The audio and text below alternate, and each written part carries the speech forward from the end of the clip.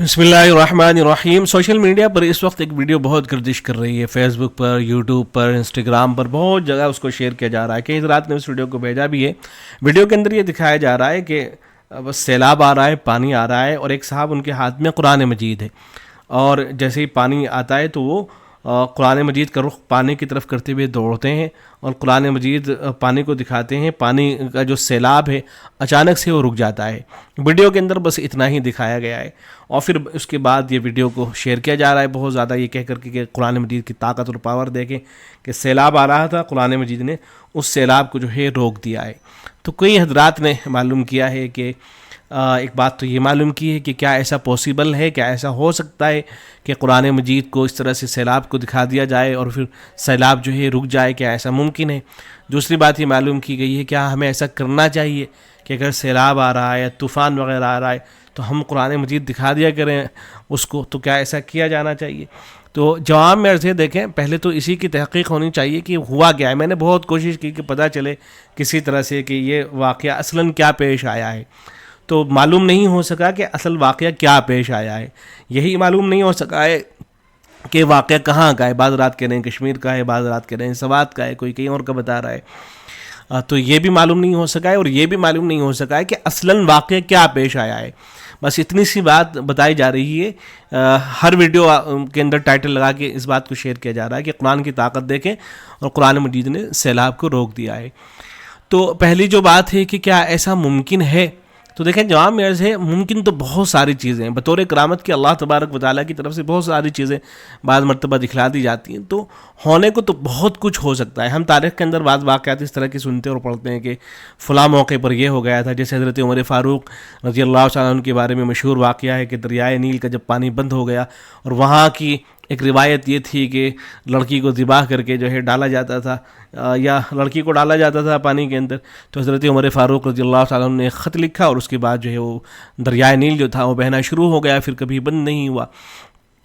تو اس طرح کے واقعات اور بھی کرامت سے متعلق بہت سے واقعات جو ہے کتابوں کے اندر ملتے ہیں، اور صرف ایسا نہیں ہے کہ حضرات صحابہ کرام، بلکہ بعد کے حضرات جو ہیں ان سے بھی کرامت کے واقعات ملتے ہیں۔ تو بطور کرامت کے اس طرح کی چیز پیش تو آ سکتی ہیں، لیکن کیا کوئی واقعہ ہوا بھی ہے؟ اس کے لیے دلیل کی ضرورت پڑتی ہے، اس کے لیے پروف کی ضرورت پڑتی ہے کہ ہاں یہ بات جو ہے واقعتاً اس طرح سے پیش آئی ہے۔ حضرت اقدس مفتی سعید احمد پانی پوری رحمۃ اللہ علیہ فرمایا کرتے تھے درس کے دوران کہ کرامت کے جو واقعات ہوتے ہیں وہ ٹھیک ہے، معتبر ہوتے ہیں، لیکن کرامت کا جو واقعہ پیش آیا ہے یہ واقعتاً پیش آیا بھی ہے یا نہیں، اس کی دلیل کی ضرورت پڑتی ہے۔ وہ زمانے کے اندر ایک قصہ مشہور ہو گیا تھا سعد صاحب سے متعلق کہ سعد صاحب جو ہے کہیں راستے سے جا رہے تھے، ان کا ایکسیڈنٹ ہو گیا کسی شخص کا، تو انتقال ہو گیا۔ تو جس جوان کا انتقال ہوا، سعد صاحب پہ لوگ الزام لگانے لگے کہ ان کی کار جو تھی اس کی وجہ سے ایکسیڈنٹ ہوا ہے، اور جس شخص کا انتقال ہوا ہے اس کو جو ہے سعد صاحب نے گویا کہ مارا ہے۔ تو اس طرح کی جب باتیں ہونے لگی تو یہ بات مشہور ہو گئی تھی کہ وہ مرنے والا شخص زندہ ہوا، اور زندہ ہو کر اس نے سعد صاحب کے حق میں گواہی دی کہ نہیں، اس طرح کی یہ جو صاحب ہیں، بزرگ ہیں، انہوں نے مجھے نہیں مارا ہے بلکہ مجھے تو دوسرے شخص نے مارا ہے۔ اس کے بعد جو ہے سعد صاحب کو آگے جانے دیا۔ تو یہ قصہ جو ہے مشہور ہو گیا تھا، لوگ اس کو بیان کر رہے تھے۔ تو حضرت مفتی سعید صاحب پانی پوری رحمۃ اللہ علیہ اس وقت یہ واقعہ سنا کر حضرت فرمایا کرتے تھے کہ کیا ایسا ممکن ہے؟ تو جواب ہے کہ ممکن ہے۔ ہو سکتا ہے کہ ایک شخص بطور کرامت کی زندہ ہو اور زندہ ہو کر کے وہ گواہی دے دے، ایسا ممکن تو ہے، ایسا ہو سکتا ہے، لیکن ایسا ہوا بھی ہے، اس کی کیا دلیل ہے؟ ایسا ہوا بھی ہے، واقعتاً یہ واقعہ پیش بھی آیا، اس کی کیا دلیل ہے؟ تو یہاں ہمیں مضبوط دلیل کی ضرورت پڑے گی کہ واقعتاً کوئی معتبر شخص بیان کر رہا ہو کہ ہاں یہ چیز پیش آئی ہے۔ تو اگر کوئی واقعتاً معتبر شخص اس طرح کی کوئی بات بیان کر رہا ہے کہ میں وہاں موجود تھا، میں نے اپنی آنکھوں سے دیکھا، یہ چیز پیش آئی ہے، تو پھر کسی نہ کسی درجے میں اس بات کو جو ہے تسلیم کر لیا جائے گا۔ لیکن اگر بیان کرنے والا کوئی معتبر شخص نہیں ہے،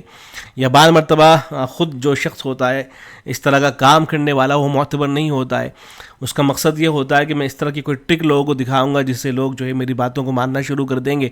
اور پھر میں اور بعض چیزیں دکھا کر ان کو گمراہ کرنے کی کوشش کروں گا، اور ان سے جو ہے رقم ایٹھنے کی کوشش کروں گا۔ تو اس طرح کے لوگ بھی ہوتے ہیں۔ تو بعض مرتبہ اس طرح کے لوگ بھی بعض کرتب دکھا رہے ہوتے ہیں، اور ان کے ہاتھ سے بھی اس طرح کی چیزیں پیش آ رہی ہوتی ہیں، لیکن اہل علم لکھتے ہیں کہ اس طرح کے جو لوگ ہوتے ہیں وہ گمراہ ہوتے ہیں اور پھر دوسروں کو بھی وہ گمراہ کرنے کی کوشش کر رہے ہوتے ہیں. تو جہاں تک اس بات کا تعلق ہے کہ کیا ایسا ہو سکتا ہے، تو ہو تو سکتا ہے، لیکن کرامت ہم اسی وقت کہیں گے جب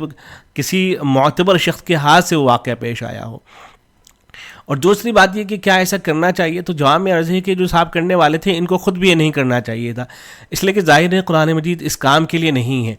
قرآن مجید اس کام کے لیے نہیں ہے کہ سیلاب آ رہا ہے تو آپ قرآن مجید لے کر کھڑے ہو جائیں، طوفان آ رہا ہے قرآن مجید آپ لے کر کھڑے ہو جائیں اور یہ سوچ کر کے کہ ہم قرآن مجید اس کو دکھلا دیں گے اور سیلاب رک جائے گا، طوفان رک جائے گا. تو چونکہ اس کی کوئی بنیاد موجود نہیں ہے، نبی اکرم صلی اللہ علیہ وسلم نے کبھی کوئی اس طرح کا طریقہ سکھلایا ہو، صحابہ کرام رضوان اللہ تعالی علیہم اجمعین نے کبھی اس طرح کا طریقہ سکھلایا ہو، یا بزرگان دین جو ہر زمانے کے اندر موجود رہے ہیں انہوں نے کوئی اس طرح کی چیز سکھلائی ہو. ایسا تو نہیں کہ سیلاب ابھی آنا شروع ہوا ہو، سیلاب تو ہر زمانے کے اندر آتا رہا ہے، ابھی بھی آ رہے ہیں، ہر جگہ پانی بھر جاتا ہے، لاکھوں لوگ جو ہے بے گھر ہو جاتے ہیں، لوگ جو ہے بڑی پریشانیوں کا سامنا کرتے ہیں. تو ایسے موقع پر اگر کوئی اس کی بنیاد موجود ہوتی تو یہ جو بزرگان دین ہیں یہ کہتے ہیں کہ بھائی ہمارے پاس ایک نسخہ موجود ہے، جب بھی سیلاب آئے گا آپ قرآن مجید لے کے کھڑے ہو جانا اس کے سامنے، سیلاب جو ہے وہ رک جائے گا. لیکن اس طرح کی کوئی بات جو ہے کہیں نہیں ملتی ہے، نہ قرآن و سنت سے اس طرح کی چیز ثابت ہے، نہ بزرگان دین کا کوئی اس طرح کا عمل رہا ہے، نہ علماء مشائخ کو اس طرح کی چیز بیان کرتے ہیں. تو جب یہ چیز ثابت نہیں ہے تو پھر اس کو جو ہے اس طرح سے کرنا یہ بالکل جو ہے درست نہیں ہوگا. اور بعض مرتبہ اس کے بہت نقصانات ہوتے ہیں. وہ نقصانات یہی ہوتے ہیں کہ لوگ جو ہے وہ قرآن مجید جو اصل عمل کی کتاب ہے، پڑھنے کے لیے ہے اور اس پر عمل پیرا ہونے کے لیے، قرآن مجید اس لیے ہے نا کہ اس کی تلاوت کی جائے اور اس کے اوپر عمل کیا جائے اس لیے، اور اس کی نشر و اشاعت کی جائے. لیکن لوگ پھر بس اس کو یہی سمجھنے لگتے ہیں کہ یہ تو کوئی معجزاتی کتاب ہے، جب بھی کوئی اس طرح کی چیز پیش آئے گی ہم بطور معجزے کے اس کو استعمال کریں گے. اور پھر جب لوگ کر کے بھی دیکھتے ہیں تو ان کے ساتھ کچھ نہیں ہوتا ہے، تو پھر ان کا یقین جو ہے متزلزل ہونے لگتا ہے، یقین جو ہے کمزور ہونا شروع ہو جاتا ہے کہ میں نے تو سنا تھا لیکن کچھ بھی نہیں ہو رہا ہے. تو بہرحال نہ ان صاحب کو یہ سب کرنا چاہیے تھا، اگر ان کے ہاں کوئی اس طرح کی روایت چلی آ رہی ہے تو اس طرح کی چیزوں کو ترک کر دینا چاہیے، اور دوسرے لوگوں کو بھی یہ سب نہیں کرنا چاہیے، اس لیے کہ ہمیں یہ سب نہیں بتایا گیا ہے. طوفان وغیرہ جب پریشانی آئے تو اس وقت دوسرے عمل بتائے گئے ہیں، انہی کے اوپر عمل پیرا ہونا چاہیے. اور اس طرح کی جو چیزیں ہیں وہ ہرگز نہیں کی جانی چاہیے. اس طرح سے قرآن مجید کا گویا کہ مذاق بھی بنتا ہے، کہ لوگ مذاق بنانا شروع کر دیتے ہیں. پھر اس لیے کہ لوگ تو یہ کہیں گے نا کہ بھئی قرآن مجید، آپ یہ کہہ رہے ہیں کہ قرآن مجید کے اندر اتنی طاقت اور پاور ہے کہ وہ سیلاب کو روک دیتی ہے، تو پھر قرآن مجید جو لوگ قرآن مجید کو جلانے کی کوشش کر رہے ہوتے ہیں تو خود جل کر کاغذ سر ہو جانا چاہیے ان لوگوں کو، یا قرآن مجید کو جو لوگ پھاڑ رہے ہوتے ہیں. اس کا جواب اگرچہ دیا جا سکتا ہے کہ بھئی اللہ تبارک و تعالیٰ کبھی اس طرح کے لوگوں کو جو ہے دکھلا دیتے ہیں کہ ان کے اوپر عذاب آ جاتا ہے اور بعض مرتبہ نہیں بھی آتا ہے. تو اللہ تبارک و تعالیٰ کے اختیار میں ہے کہ جس کو جو چاہے عذاب دیں اور جس کو چاہے عذاب نہ دیں، تو اللہ کے اختیار میں ہے. لیکن بہرحال اس طرح کی جو چیزیں ہوتی ہیں ان سے بعض مرتبہ بہت نقصانات ہو جاتے ہیں. تو اس لیے جو حضرات اس طرح کی یہ کہہ کر کے اس کو شیئر کر رہے ہیں کہ قرآن مجید کا معجزہ ہے اور قرآن مجید کی طاقت ہے وغیرہ وغیرہ، تو اس طرح کی چیزیں ان کو شیئر نہیں کرنی چاہیے. ہاں اگر کسی معتبر شخص نے کوئی واقعتاً کوئی منظر دیکھا ہے اور واقعتاً کوئی چیز پیش آئی ہے وہاں پر، تو پھر اس کو جو ہے بالکل بیان کیا جا سکتا ہے، اس کو بیان کرنے میں کوئی حرج کی بات نہیں ہے. امید ہے کہ بات واضح ہوئی ہوگی. والسلام علیکم ورحمۃ اللہ.